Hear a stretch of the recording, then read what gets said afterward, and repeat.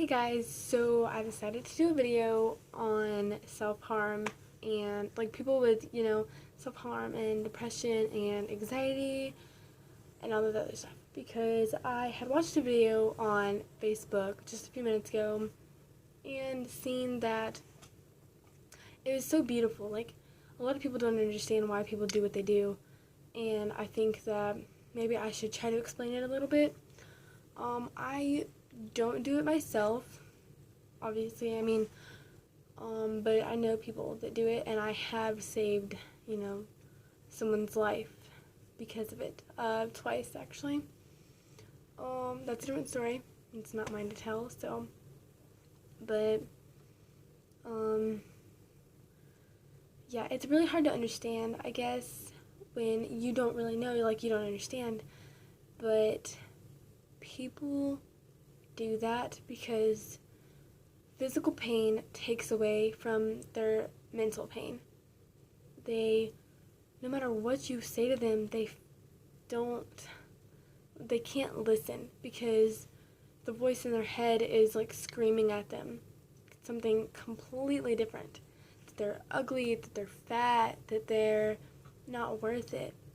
And it's really sad because you are worth it. And if you're going through that, I want you to know that people are there for you. And you may not think that because of the voices, but I understand.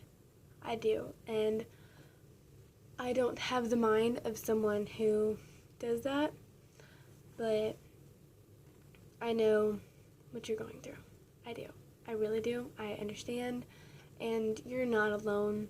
So many people do it too. And it feels like you're alone. I understand that. I understand anxiety. I understand, panic attacks. I have them myself. Sometimes I have anxiety attacks. That's why I chew my nails all the time. They don't get super bad. Not yet. And I'm hoping they don't. But someone that's really close to me has depression. She goes through it. And no matter what, she thinks the same thing in her head all the time, no matter what anybody tells her. She takes antidepressants, but they make her so tired all the time. And I honestly don't think that they help her. I don't. I think they just make her tired, and whenever someone takes medicine for something, it makes you tired because doctors feel like if you're sleeping, you can't do any of that stuff. But it's not helping them. Sleeping all the time, it's not helping at all.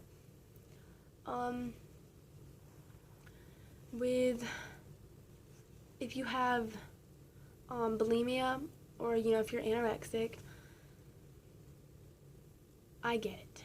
I don't. A lot of people think that I'm anorexic or that I'm bulimic. My dad messes around with it a lot, even though it's not something to mess around with. But I'm like super thin and I eat all the time, so people do call me that, or people question it. I understand. Like, there will be some times that I will start thinking about it and I'll be like, well, what if I'm too fat for society? Like, what if I'm not thin enough to be liked or anything like that? And then I remember, I'm like, that can't be, because I know people love me for me, and even if I stopped eating, I don't think I'd be able to because I really enjoy food a lot, but there are times where I do think about it, and there have been times where I thought maybe if I just get so upset and so emotional because of some things that happen to me, but I'll sit there and think to myself, like, what if I do that, like, maybe that'll help me, maybe it'll help me get it out of my mind, and sometimes I get so close to doing it, but I always end up stopping myself. I always end up, stopping and thinking, like, these marks are going to be on me forever. And yeah, your imperfections, make you who you are. They make you beautiful. And I'm not saying that those scars are ugly, because they're not. They make you who you are, and I think that they are beautiful. Not that you should do it all the time, but they're already there. They are a part of you, and you are beautiful. You are, I'm pretty sure you are an amazing person, and the fact that you go through that really sucks, because I don't think anyone deserves to go through that. I've seen what it does to people, and I've seen it in action, almost. But I stopped it, you know? And that goes back to the whole saving her life thing. She was my best friend. Still kind of is, but we're not as close because she moved. But she did that once, and I knew right away what she was doing when she said she had to go to the bathroom. And I had stopped her. And I just sat in the bathroom with her while she just cried to me. And it was really hard, you know, seeing her like that, because it's not fun watching someone go through that and then people knowing about them, but they can't do anything about it. They say that it's stupid, that it's not right because that put marks on your bodies that last forever and it's not worth it. They don't understand that that's the only way that gets your mind off something for at least even a little bit. But they always come back, don't they? Those thoughts, the voices in your head screaming at you, telling you that you're not good enough. I'm here to tell you that you are. That I'm here for you. That I will continue to be here for you. I will put my Kik down there in the description if any of you want to talk, because I don't like seeing people go through that. And if you need anything to talk about, I am here. You will never bother me, because I have nothing to do all day anyway. So you will never be wasting my time. I want you guys to know that.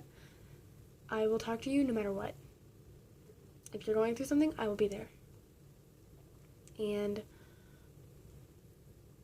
I understand that, like, if you message me and it's like 3 o'clock in the morning and I'm sleeping, I am so sorry. I will talk to you as soon as possible. I live in America, so our time zones are different from people that are out of the country and in a lot of other states. I'm also in school right now. It's my senior year of high school, but I will talk to you no matter what. I will help you. I will give you advice. I'll just listen. If that's all you need, I will listen to you no matter what. But I just want you guys to know that I understand. And there are people out there that do understand, you guys. They understand. They will listen. And you will always have someone to love you for you. You will always have someone. There's not a single soul out there. Well, I mean, you know what I mean. There's always someone for someone. There's someone for everybody. You have someone. Everybody does. You just gotta find them. And don't try your hardest to find them, because they come naturally, you know? You'll find them whenever they are there. You know, you'll know. My friend that I saved, she met a guy that she's known for forever. He helps her forget. He helps her through it all, you know? And the other day, he was, you know, she was trying to cover them up while he was just, you know, rubbing her thigh, you know, couples. And she finally just gave up and let her hand down, and he just traced over them and kissed her hand, saying that everything was going to be okay. And he wants to marry her, which is really exciting, and I'm happy for her, you know. I miss her so much, but you guys are not alone. If you need anyone to talk to you, I am here, because I understand a lot of things. I understand it all. I don't go through that, but I understand it. And you may think, you know, oh, she doesn't go through that. She doesn't know what we go through, but I do. I've had the same thoughts you have. I've never done any of it, you know.